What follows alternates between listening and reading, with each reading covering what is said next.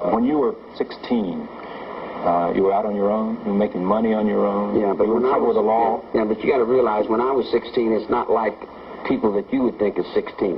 Why is that? Well, the person that's raised on the street is 16 years old is generally about 55 in their minds.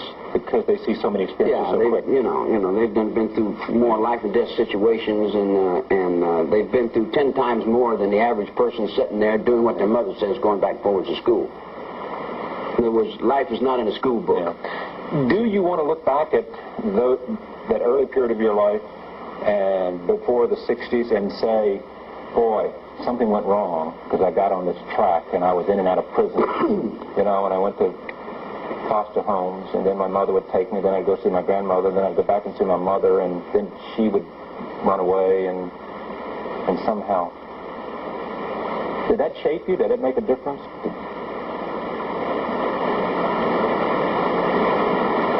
Well, see, that doesn't even compute in my world, because, like, there is no wrong. There's no wrong? I don't do any wrong. I wouldn't do anything that was wrong.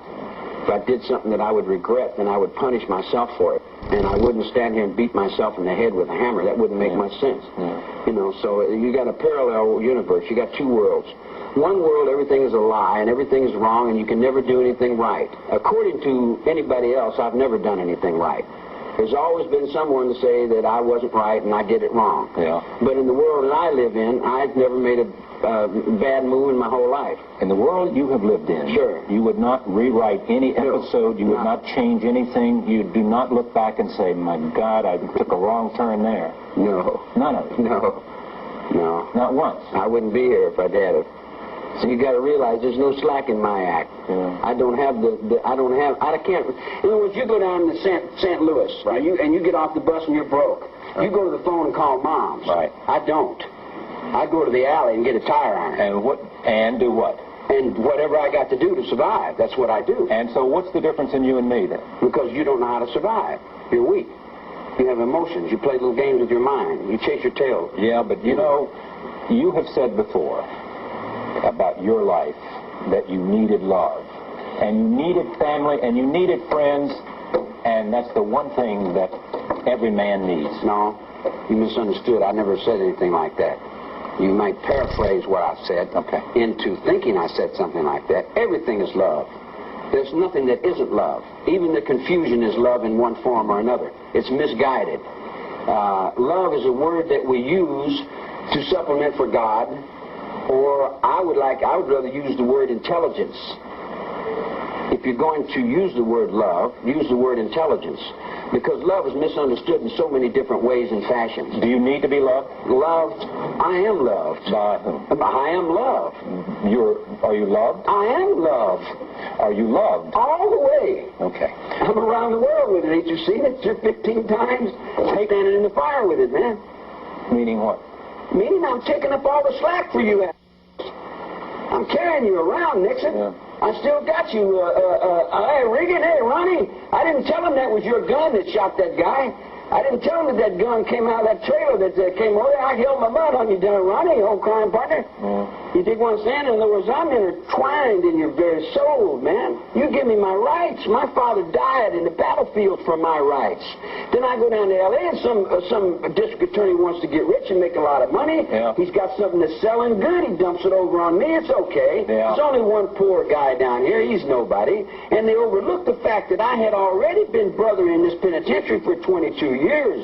I speak big in that yard out there. But did they overlook that fact or not?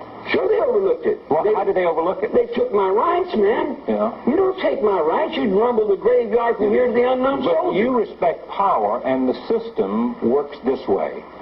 The state has power, and if, in fact, you violate the laws of the state, they have the power to put you away. Sure. You respect that? Sure. I did for 22 years. That's right. That's why I'm mad. That's why I'm mad. I held that up. But when I was a child, I used to be crying and bitching, and the old man said, "You do the crime, boy?" And I said, "Yeah." And he said, "Well, shut up and do your time." So when I get back out, and your kids pick me up out of the street and pick me up out of the garbage can, All I want's the little girls. I love them little girls. I'm following little girls around. I ain't got no thought in my mind about nothing. Right. I'm not trying to stop nobody. I'm playing music. I'm free. It took me 22 years to get out of this hallway. This was Haight-Ashbury, 1967.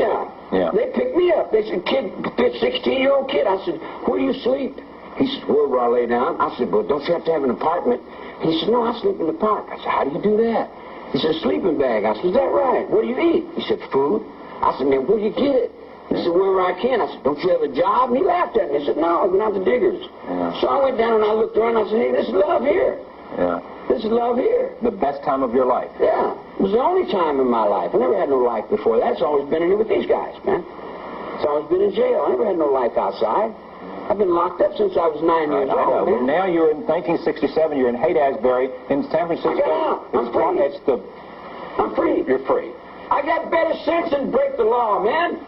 You're not going to break no law. If you break the law, you put yourself in jail. You're in Haight-Ashbury. And what's the magnetism of you? Why did they come to you? Why were they attracted to you? Well, those young girls that you were looking for. Right. Here's the thing. In the penitentiary, you learn this. All right. Don't lie. Don't lie, man. If someone catches you in a lie, you leave yourself open to get snuffed. And all my life, I've lived in the eye that tell the truth. Pay your debts. Don't get involved in other people's business. Do your number, do your time. And you learn to stand on your own. So I'm walking, I'm standing on my own. People see me standing on my own. Not too many people in your world can do that. But I don't realize that at that particular time. I don't realize how weak and mindless you people are. See, I'm judging you by the people in here. And you're at Haight-Ashbury, and you meet these young women. Young people. And you're playing a guitar, and everything is happy, and there's a lot of love, and you're not lying to them, you're just singing songs, and they're coming to you. What's going on? What's happening? The world was happening. The war was going on. Yeah. All the children wanted to stop the war. Yeah. They wanted peace on earth.